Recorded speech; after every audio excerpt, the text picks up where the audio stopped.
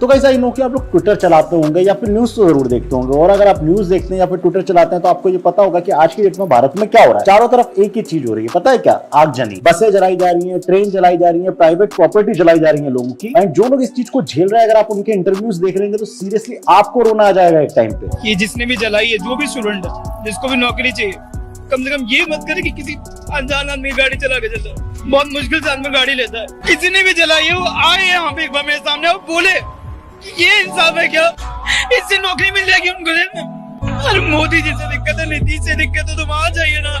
और जैसा हर बार एक दंगे के बात होता है, जितने भी लोग दंगे कर रहे होते हैं उनके प्रति हमको ऐसी सिंपैथी दिलवा दी जाती है जिसकी कोई हद नहीं। इन्हीं सिंपैथी के चक्कर में हम कभी दंगाई को दंगाई के ही नहीं पाते हैं। कभी हम उसे किसान कहते हैं, कभी उसे हम भटका हुआ नौजवान कहते हैं, और इस बार तो हम उन्हें स्टूडेंट कहते हैं। लेकिन हमारे अंदर दिक्कत क्या है कि हम लोग रिसर्च नहीं करते। कोई ने बोल दिया किसान आंदोलन है, किसान परेशान है, तुम लोग अपने आप ही उससे रिलेट करके कि यार बताओ किसान परेशान है, डेफिनेटली कुछ ना कुछ तो गलत होगा। किसी ने एक बार भी बिल पढ़ने की कोशिश नहीं की। इनफैक्ट जो इस आंदोलन को लीड कर रहा था, राकेश टिकैत, जिसकी सिर्फ एक ही वर्ड है, काला कानून है जी, काला कानून है, उसको वापस ले लो। इसका मतलब सिंपल निकलता है कि उसको भी किसान बिल के बारे में ज्यादा कुछ नहीं पता था, लेकिन किसान वर्ड आ गया, आप इमोशनल हो गए। आज जो लोग दंगा कर रहे हैं, ट्रेनें जला रहे हैं, बसें जला रहे हैं, आपको उनमें दंगा ही नहीं दिख रहा है, आप में उनको स्टूडेंट्स दिख रहे हैं। सीरियसली एक जो स्टूडेंट होता है, जो सिविल सर्विस की तैयारी कर रहा होता है ना, उसे पता होता है कि अगर उसके ऊपर एक भी एफआईआर हुई, सिंगल एफआईआर या सिंगल कंप्लेंट उसके ऊपर हुई, तो वो कभी भी सिविल सर्विस की एग्जाम नहीं दे सकता, सिविल सर्विसेज को ज्वाइन नहीं कर सकता। ये हर स्टूडेंट को पता होता है। जो बंदा अपने अंदर इतनी नॉलेज रखता है, क्या वो रोडों पे जाके दंगे करेगा? तुम किन्हें स्टूडेंट कह रहे हो? और गुस्सा आ गया तो इसका ये मतलब तो नहीं होता ना कि तुम मेरी प्रॉपर्टी डैमेज कर दो ना। हर बार एक ना एक बिल पे, एक ना एक पॉलिसी पे एक नैरेटिव सेट हो जाता है। सीए में जैसा मैंने बताया, पूरे ही फेक नैरेटिव सेट कर दिया। किसान आंदोलन के टाइम भी सेम ऐसे झूठ फैलाया गया, और मैं आज भी क्लियरली बोलता हूं कि मैं किसान बिल्स को टोटली सपोर्ट करता हूं, क्योंकि 10-20 हजार लोग जो सड़क घेर के बैठ जाएं, उनके चक्कर में करोड़ों लोगों का नुकसान नहीं होना चाहिए था। जिन किसानों को तुम इमेजिन करते हो ना, वो जो परेशान हो रहे होते हैं खेत में, सीरियसली उनका नुकसान हुआ इन बिल के वापस जाने से। खैर वो एक अलग मुद्दा हो गया। आज के मुद्दे के बारे में बात करते हैं। अग्निवीर के ऊपर जिस तरीके से नैरेटिव सेट किया जा रहा है, सीरियसली सोच के शर्म आने लगती है। क्या बोला जा रहा है पता है आपको? कि इस बार गवर्नमेंट ने सारी की सारी जो आर्मी की नौकरियां वो भी ठेके पे दे दी, मतलब आर्मी भी बेच दी। किसी चीज का प्राइवेट हो जाना एक बहुत अलग चीज होती है, और किसी प्रोसेस को थोड़ा सा इजी करके बड़ा बना देना ये एक अलग प्रोसेस होती है। और अग्निवीर जो है वो दूसरी प्रोसेस में आता है, जो आज की इस वीडियो में मैं आपको एक्सप्लेन करूंगा। चलिए अब शुरू करते हैं अग्निवीर वाले हमारी जो स्कीम है उसके ऊपर। तो सबसे पहले तो मैं आपको थोड़ा सा एक्सप्लेनेशन देता हूँ कि अग्निवीर स्कीम आखिर है क्या। तो गाइस ऐसा है कि जो बच्चे 17.5 ईयर्स के होंगे, 17.5 ईयर्स से लेके 21 साल तक के बच्चे आर्मी में जा सकते हैं और सर्व कर सकते हैं इंडियन आर्मी के लिए। तो इसमें जो सबसे पहला क्वेश्चन था, जो कि मुझे भी जेन्युइन लगा, वो ये था कि भैया जो लोग 23 साल के हो गए, क्योंकि पिछले लास्ट 2 ईयर से कोई भी भर्ती नहीं निकली आर्मी की, तो जो लोग 21 साल के थे 2 साल पहले, आज वो 23 साल के हो गए, तो उनके लिए क्या, उनके लिए अपॉर्चुनिटी है। ये बहुत अच्छा क्वेश्चन था, जिसका इंडियन गवर्नमेंट ने बहुत अच्छे से एक्सप्लेनेशन दिया और एक बहुत ही अच्छा स्टेप उठाया। वो ये था कि इस साल के लिए जो एज है 17 से लेके 21 तक की, उसको बढ़ा के 17 से लेके 23 तक कर दिया गया। मतलब इसमें बेनिफिट ये हुआ है कि जो 2 साल से भर्तियां नहीं निकली थी, जो लड़के रह गए थे, उनको भी एक चांस मिल चुका है। तो एक ये बहुत अच्छा क्वेश्चन था, जिसके ऊपर बहुत अच्छा स्टेप लिया गवर्नमेंट ने, पहली चीज। दूसरी बात, कितनी भर्तियां? तो तकरीबन 46,000 के करीब भर्तियां। अब क्या होगा इसमें, 46,000 जो हमारे बंदे होंगे वो भर्ती हो जाएंगे अगले आने वाले 90 दिनों में। अब इसमें क्या होगा, 46,000 जो बच्चे सिलेक्ट होंगे वो आर्मी के लिए सर्व करने जाएंगे। 6 महीने उनकी ट्रेनिंग होगी, उसके बाद उनकी जॉब शुरू हो जाएगी, और 4 साल बाद उनको रिटायर्ड कर दिया जाएगा। अब ये भी बहुत बड़ा क्वेश्चन है, जिसको मैं बहुत आराम से बहुत अच्छे से एक्सप्लेन करूंगा, क्योंकि तुम्हें योगेंद्र यादव वाली भाषा ही समझ में आती है। तो भैया पहली चीज, जितने भी बच्चे इसमें सिलेक्ट हो जाएंगे, उनमें से 25% बच्चों को सीधा आर्मी में भर्ती कर लिया जाएगा। एक सिंपल से एग्जांपल से समझाऊं तो ऐसा समझो, 100 बच्चों की भैया ज्वाइनिंग हुई, उनमें से 25 बच्चे परमानेंट हो जाएंगे, जो आर्मी में ही रहेंगे, बाकी 75 बच्चों को रिटायर्ड कर दिया जाएगा। अब आपका सवाल आएगा कि जो 75% बच्चों को निकाल दिया गया, उनका तो भविष्य खराब, क्योंकि उन्हें 4 साल में किया गया। इसमें 2 पॉइंट है। पहला पॉइंट कि 25% लोगों को क्यों लिया गया, क्योंकि इसमें भी क्राइटेरिया रखा गया, जो लोग बेटर परफॉर्म करेंगे, जो बहुत अच्छी ड्यूटी देंगे, उन्हीं को सिलेक्ट किया जाएगा। 25% वो एक उनका कट ऑफ है। बचे जो 75% लोग हैं, उनके साथ क्या, वो मैं आगे एक्सप्लेन करूंगा। पहले मैं आपको और अच्छे से समझा दूं इस स्कीम के बारे में। इसमें बेसिकली 4 साल तक आपको सैलरी मिलेगी, जो स्टूडेंट इसमें भर्ती होंगे। फर्स्ट ईयर में आपकी सैलरी होगी 30,000 रुपए, जिसमें से 9,000 रुपए कट हो जाएगा और ये अग्निवीर सेवा निधि में चला जाएगा। दूसरे ईयर में आपकी सैलरी होगी 33,000, जिसमें से आपके 9,900 रुपए कट के काय में चले जाएंगे अग्निवीर सेवा निधि में। तीसरे ईयर में आपकी सैलरी होगी 36,500, जिसमें से 10,500 रुपए कट के चले जाएंगे आपके काय में अग्निवीर सेवा निधि। लास्ट ईयर में आपकी सैलरी होगी 40,000, जिसमें से 12,000 रुपए कट के चले जाएंगे आपके अग्निवीर सेवा निधि में। इसका अगर हम टोटल करें, जो सैलरी आपको पर मंथ इन हैंड मिलने वाली है, तो इसका टोटल बनता है 11,71,000 रुपए, जो आपको इन हैंड मिलेगा। बाकी जो आपका सेवा निधि में कटा है वो तकरीबन टोटल होगा 5 लाख रुपए। जो पैसा आपको इन हैंड नहीं मिला, आपकी सैलरी में से कटा है, वो होगा टोटल 5 लाख रुपए, जिसको गवर्नमेंट डबल करेगी, 5 लाख का 10 लाख करेगी, उस पर अपना इंटरेस्ट लगाएगी, मतलब गवर्नमेंट इंटरेस्ट देगी आपको, और टोटल तकरीबन आपको जो 5 लाख रुपए कटा है उसके बदले आपको मिलेगा 11,71,000 रुपए अलग से। बात को समझे, 11,71,000 आपकी सैलरी जो आपको इन हैंड मिली वो तो मिली गई, साथ ही में आपके जो पैसे कटे इस सेवा निधि में 5 लाख रुपए वो डबल होकर इंटरेस्ट के साथ और मिल जाएंगे, मतलब आपको टोटल मिल जाएगा 23 लाख रुपए। अगर मैं सिंपल शब्दों में समझाऊं, जब आप रिटायर्ड हो जाएंगे उसके बाद 23 लाख रुपए आपको इन हैंड मिल जाएगा। साथ ही साथ अगर मैं इंश्योरेंस की बात करूं तो 48 लाख तक के इंश्योरेंस से, भगवान ना करे, मैं कभी नहीं चाहूंगा हमारा कोई भी सैनिक वीरगति को प्राप्त हो, इन केस अगर वो हो जाता है, भगवान ना करे हो जाता है, तो 48 लाख तक के इंश्योरेंस है। मींस अगर डेथ होती है, इंजरी होती है, तो सब पे आपको इंश्योरेंस मिलेगा। 14 लाख, 15 लाख, 25 लाख, 48 लाख, अलग अलग प्रोग्राम से। ये आपको सैलरी समझ आ गया होगा। अब बात करते हैं कि भैया 4 साल बाद अगर कोई बच्चा कुछ करना चाह रहा होगा या फिर उसका कोई ब्राइट फ्यूचर होगा, वो तो खराब हो गया। क्यों हो गया भाई? वो कहीं ना कहीं डिसिप्लिन सीख के आया, पहली चीज। दूसरा, आप जो क्वेश्चन उठा रहे हैं वो भैया 4 साल में इंजीनियर बन जाता, तो पहले ही बन जाता। अगर तुम्हें इंजीनियर बनना है, आईएएस बनना है, आईपीएस बनना है, तो 10th करो, 12th करो, उसके बाद जाकर डिग्री करो, मास्टर्स करो,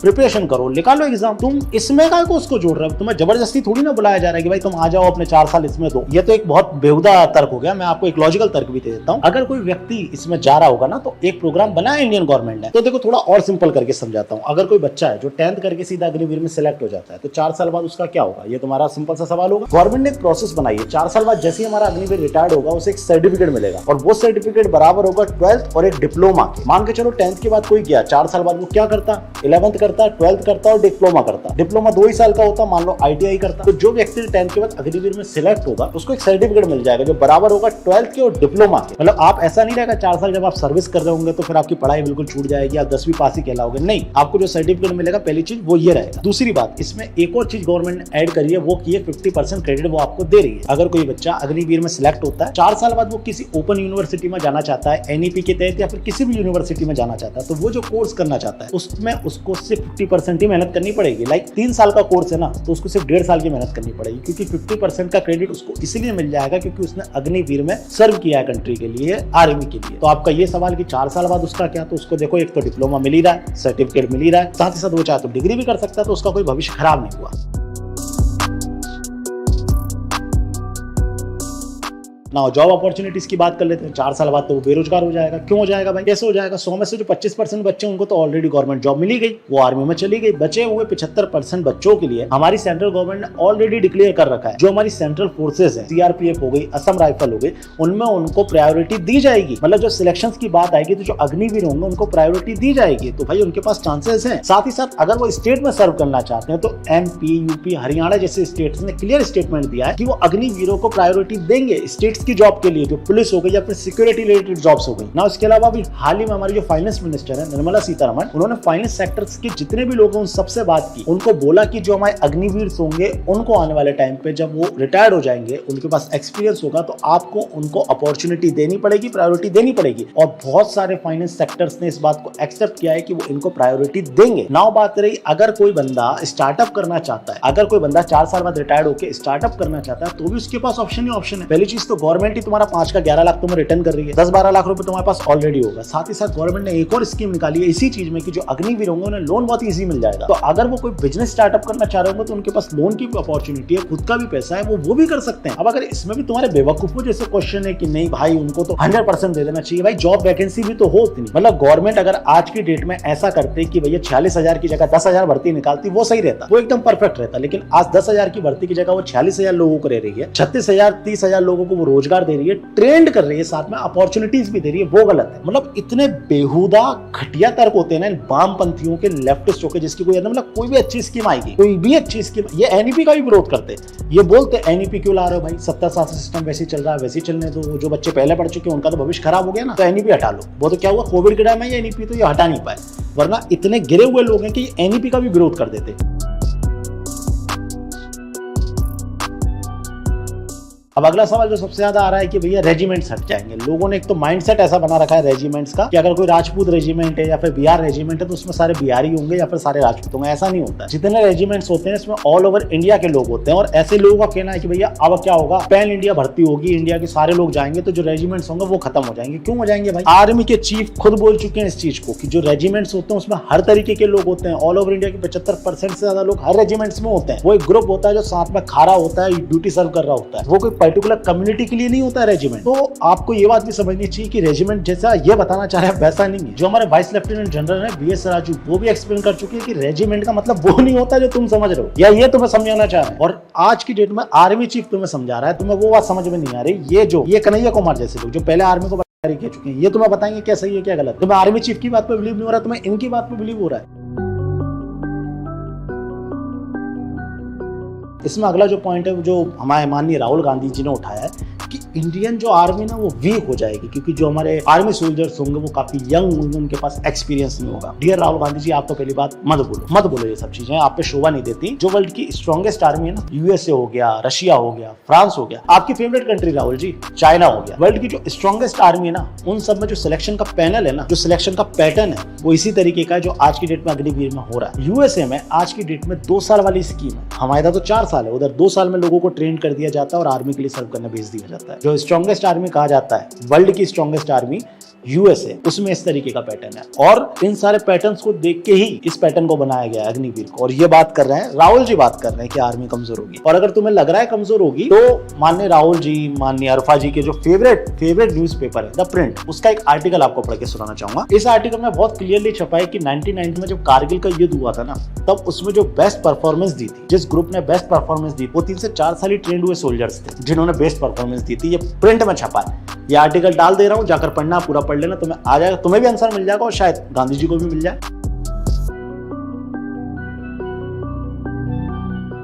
अब इसके बाद एक और क्वेश्चन आ रहा है कि जो आर्मी वाले उनसे पूछे बिना ये स्कीम बना ली गई है। मतलब अकॉर्डिंग टू देम क्या होना चाहिए कि जैसे कि किसान बिल बन रहा है तो पहले राकेश टिकैत को बुलाओ, योगेंद्र यादव को ऐसे कमरे में बिठाओ, उनसे पूछो भाई तुम्हारे हिसाब से क्या क्या बनना चाहिए। मतलब जो लोग इनकी पार्टी के हैं, जो इनकी आइडियोलॉजी को फॉलो कर रहे हैं, जो भी एक्स आर्मी मैन है, उनसे नहीं पूछा गया। तो इसका मतलब किसी से नहीं पूछा गया। हमारे आर्मी चीफ खुद आके कई बार बता चुकी भैया इसको लेके हमसे कई बार सवाल पूछा गया, कई बार हम लोगों ने इसके ऊपर डिस्कस किया, उसके बाद हमने इसको बनाया। इस स्कीम की शुरुआत पता है किसने की थी? इसका जो ब्रेन चाइल्ड है वो कौन थे? हमारे late general Bipin Rawat sir. उन्होंने इस स्कीम की शुरुआत करी थी। आज से 2 से 3 साल पहले उन्होंने इस स्कीम को बनाना शुरू कर दिया गया था। तो आप अगर किसी को बोले इस स्कीम का ब्रेन चाइल्ड तो आप उन्हें बोल सकते हैं, बिपिन रावत सर को। अब सर हमारे बीच नहीं रहे, हमारा दुर्भाग्य, लेकिन उनके जो ड्रीम्स थे, उनकी जो आइडियोलॉजी थी या फिर वो देश को जिस तरीके से लेके जाना चाह रहे थे उस पर काम चलता रहा। उन्हीं में से एक स्कीम है। इस स्कीम को बनाने के लिए तीनों फोर्सेस के तीनों आर्मी चीफ को बुलाया गया था। लास्ट 2 इयर्स में उनके साथ कंटिन्यू डिस्कशन चला, उनसे पूछा गया और ये सब चीजें मैं मन से नहीं बोल रहा हूँ, ये तीनों आर्मी चीफ्स खुद बोल चुके हैं प्रेस कॉन्फ्रेंस करके। अब ये तो हो गई सर की बात या फिर आर्मी चीफ जो रहे उनकी बात। नाउ अब बात करते हैं कि इस स्कीम को लॉन्च किसने किया। इस स्कीम का जो पूरा ड्राफ्ट है वो कहाँ बना, क्या बना? तो भैया जो हमारा रक्षा मंत्रालय है ना, हमारी डिफेंस मिनिस्ट्री के डिपार्टमेंट ऑफ मिलिट्री अफेयर्स, जिसमें काम करने वाले लगभग सभी लोग आर्मी के होते हैं ना, उन्होंने इस चीज का ड्राफ्ट तैयार किया है।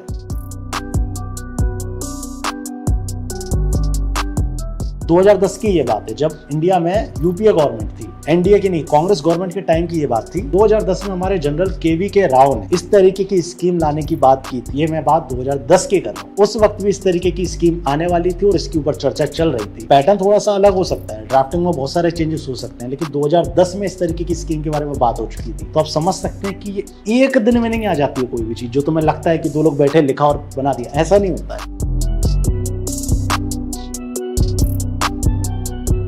खैर इसमें एक और बहुत ही बेहुदा तर्क निकला था कि जो अग्निवीर होंगे, जो ये ट्रेंड सोल्जर्स होंगे, अगर वो रिटायर्ड हो जाएंगे तो सोसाइटी के लिए डेंजर हो जाएंगे। मतलब ये मिथ कोई कैसे दिमाग में ला सकता है? सोच भी नहीं सकता। मतलब एक व्यक्ति जो आर्मी में जा रहा है वो डेफिनेटली नेशनलिस्ट हो जाएगा। 4-5 साल जो देश की सेवा करने अपनी जान जोखिम में लगा के जा रहा है, डेफिनेटली नेशनलिस्ट हो ही जाएगा। नेशनलिस्ट होने के साथ उसके अंदर डिसिप्लिन आ जाएगा। वो आदमी हम लोगों से बहुत ऊपर होगा। वो आदमी हमारी सोसाइटी के लिए डेंजर हो सकता है कभी? बिल्कुल नहीं। दूसरी बात, अगर ऐसा ही हो रहा होता, जो ये क्वेश्चन उठा रहे हैं कि भैया ये लोग आएंगे डेंजर हो जाएंगे सोसाइटी के लिए, तो हर साल 60,000 सैनिक रिटायर्ड होते हैं आर्मी से। कितने डेंजर कर दिए सोसाइटी में भाई। इन 60,000 सैनिक सैनिक उसे किसको खतरा है? उल्टा हम लोग सिक्योर फील करते हैं अगर कोई हमारे इधर रिटायर्ड सैनिक होता है। डेंजर वो नहीं होते हैं ब्रो, डेंजर तुम्हारी सरकारें करती हैं, जैसा कि अभी महाराष्ट्र में किया ना, एक चुटकुला शेयर किया था ना, एक्स आर्मी मैन ने और तुम्हारी सरकार के लोगों ने जाके या फिर गुंडों ने जाके उसको पीट दिया। याद होगा तुम्हें महाराष्ट्र वाला केस। बहुत ही बेहुदा घटिया तरीके का ये क्वेश्चन था, लेकिन फिर भी एक्सप्लेनेशन जरूरी था तो मैंने दे दिया।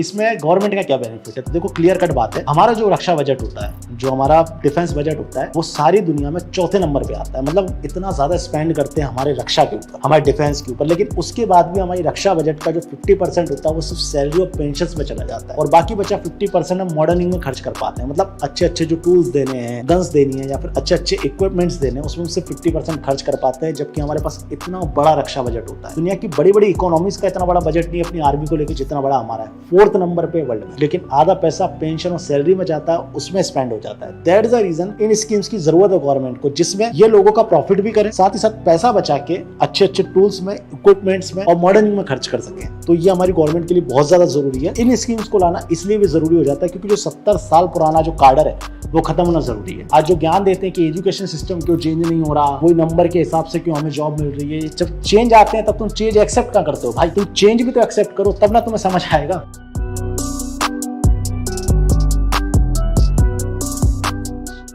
देखो भैया ऐसा है, एक बच्चा आर्मी की कोचिंग में जाता है, ये बात मैं खुद नहीं कह रहा हूँ, आर्मी के चीफ केस में एक बच्चा आर्मी की कोचिंग में जाता है, 3 साल 4 साल ट्रेनिंग करता है, उसके बाद उसकी भर्ती होती है। इन केस अगर नहीं होती तो क्या, खत्म कहानी, टाटा गुड बाय बाय, हो गया ना। सिलेक्शन हो गया तो चलो भैया उसकी फीस वसूल हो गई, सिलेक्शन नहीं हुआ तो क्या हुआ, आप कोचिंग वालों से फीस वापस थोड़ी नहीं ले सकते। लेकिन अगर तुम अग्निवीर में जाओगे तो 4 साल तुम ट्रेनिंग भी करोगे, ट्रेनिंग का तुम्हें पैसा मिलेगा, जॉब के चांसेस बढ़ जाएंगे, साथ ही साथ तुम्हें लोन्स मिल जाएंगे, साथ ही साथ तुम्हारे पास सर्टिफिकेट्स होंगे, बहुत सारी अपॉर्चुनिटीज खुल जाएंगी। तो एक तरीके से जो कोचिंग सेंटर है ना, उसका धंधा भी बंद हुआ। तो कहीं ना कहीं यह फायदा आर्मी का भी है, कहीं ना कहीं इसमें फायदा गवर्नमेंट का भी है, और कहीं ना कहीं इसमें फायदा हम लोगों का भी है।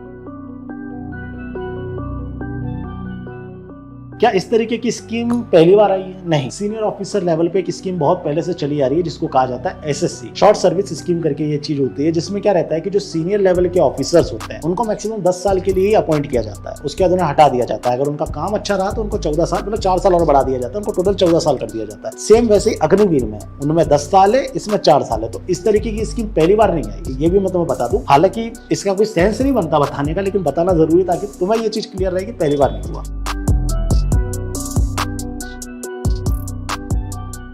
ना अब तुम बोलोगे कि सम्राट भाई तुम इतना ज्यादा डिफेंड क्यों कर रहे हो? आई नो बहुत सारे लोग बीजेपी का दलाल बोल सकते हैं या कुछ भी बोल सकते हैं। मैं जानता हूँ मेरी वीडियो आने के बाद बहुत सारे वीडियोस आएंगी जिसमें आपको मैनिपुलेट किया जाएगा। अब वो लोग सही बोल रहे हैं या गलत बोल रहे हैं, ये आपको तब तक पता नहीं चलेगा जब तक दोनों पार्टी आमने सामने नहीं होगी। ध्रुव हो गया, बनर्जी हो गया, या फिर ये जितने भी लेफ्ट हो गए, अगर इनको लगता है कि ये बहुत ज्यादा सही है तो मैं सीरियसली इनके साथ लाइव डिबेट करना चाहता हूँ। मैं एक बार लाइव डिबेट करके अपने पॉइंट्स रखना चाहता हूँ, ये अपने रखे, जनता के सामने अपने आप सच आ जाएगा कि क्या सही है क्या गलत है। जो भी इनका तर्क होता है कि हमने ऐसा किया वैसा किया, बहुत सारी चीजें क्लियर हो जाती है। रही बात उन चुरकटों की जो आजकल फेसबुक पे वायरल होते हैं, ये मोहित नाम के, ये लिटरली क्लाउड चेसर है, पॉलिटिकली इन्हें बोलना आता है योगेंद्र यादव जैसा, तो लोगों को लगता है बहुत से 1 रुपए की पढ़ाई इन्हें की नहीं होती है, तो मैं इनसे डिबेट भी नहीं करना चाहता। एक टाइम राठी बनर्जी ऐसे लोग हो गए जिनमें इंटेलेक्चुअल लेवल है, भले वो लेफ्ट के लिए बायस्ड हो, लेकिन उनके अंदर इंटेलेक्चुअल लेवल है, तो उनसे तो मैं डिबेट भी करना चाहूंगा। ऐसे लोगों को तुम छोड़ दो। बाकी वापस उस क्वेश्चन पे आते हैं कि मैं क्यों इस स्कीम को सपोर्ट कर रहा हूं, तो देखो भाई क्लियर कट बात है, किसान आंदोलन के टाइम किसान बिल बहुत परफेक्ट थे, लेकिन कुछ लोगों ने अपनी दंगाई प्रवृत्ति दिखा के लाल किले पे चढ़ के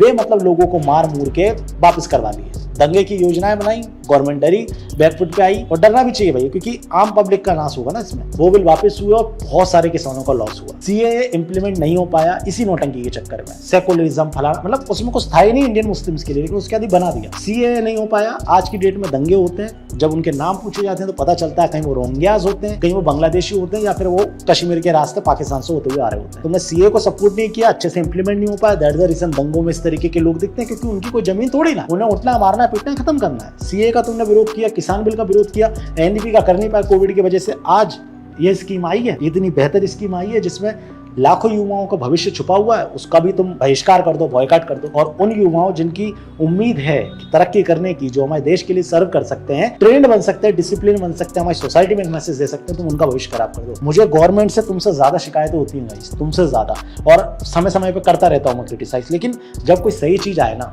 जो हमारे देश के भविष्य के लिए, जो हमारे स्टूडेंट, मैं भी रहा हूँ यार कभी ना कभी स्टूडेंट, तो जो हमारे देश के भविष्य के लिए आती है ना, तो जरूरी हो जाता है उस चीज के ऊपर बोलना, और अगर मैं नहीं बोलूंगा कोई नहीं बोलेगा, क्लियर कर बात है। और मैं जानता हूँ हूँ कि मुझे यूथ देख रहा है, इसलिए मैं तुम्हें सही सिखाना चाहता हूँ। प्लीज़ इस वीडियो को शेयर करना, अगर थोड़ी सी भी पसंद आएगी समझ आएगी। अब रही बात दंगाइयों की, तो भैया ये हमारा माइंडसेट है कि किसान कर रहे हैं तो किसानों को छोड़ दो। अब ये स्टूडेंट हैं, भटके हुए हैं, जॉब नहीं मिल रही है, तो जॉब नहीं मिल रही तो इनको किसने हक दे दिया कि भैया जाके ट्रेन जलाएं, मेरी प्राइवेट प्रॉपर्टी जलाएं? किसने इनको हक दे दिया? ये दंगाई है, क्लियर कट तरीके से दंगाई है। ना ये किसान है, ना ये कोई भटके हुए नौजवान है, ना ये स्टूडेंट है। जो पब्लिक प्रॉपर्टी नाश कर रहे हैं, प्राइवेट प्रॉपर्टी नाश कर रहे हैं, टोटल दंगाई है। उठाओ इनको, जेल में डालो, जेल में डालो, ऐसा एग्जाम्पल बनाओ कि दूसरे ना कर पाए। बाकी इंडियन जितने भी लोग ये दंगा कर रहे हैं, मेरी नजर में स्टूडेंट नहीं है। अगर इनमें कोई स्टूडेंट है भटक गया है, हाथ जोड़ के विनती है भाई, मेरी हाथ जोड़ के विनती है, तुम्हारी जिंदगी में एक कंप्लेंट होगी, जिंदगी भर नौकरी नहीं लगेगी सरकारी। और मैं जानता हूं अगर तुम गवर्नमेंट की तैयारी कर रहे हो तो डेफिनेटली तुम्हारे अंदर जो इंटेलेक्चुअल लेवल होगा, तुम्हारी जो पढ़ाई होगी मेरे से कहीं गुना ज्यादा होगी। प्लीज अपने भविष्य को खराब मत करो इन दंगाइयों के चक्कर में। ये पार्टीज भड़काएंगी, तुम्हें रोडों पे उतारेंगी, तुम्हारे ऊपर केस बनेगा। हाथ जोड़ के रिक्वेस्ट है, प्लीज भाई, बड़ा भाई समझ के कह रहा हूँ, मत बनो दंगाई, मत लड़ो इन चीजों के लिए। प्लीज वीडियो पसंद आई, वीडियो को लाइक करना है, शेयर करना है, कमेंट करके अपना ओपिनियन मुझे देना है। साथ ही साथ follow me on Instagram, Twitter पर ही फॉलो करें। एंड बाकी तो सब सेट है, सम्राट भाई बेस्ट हैं। बोलिए मेरे साथ, जय श्री राम।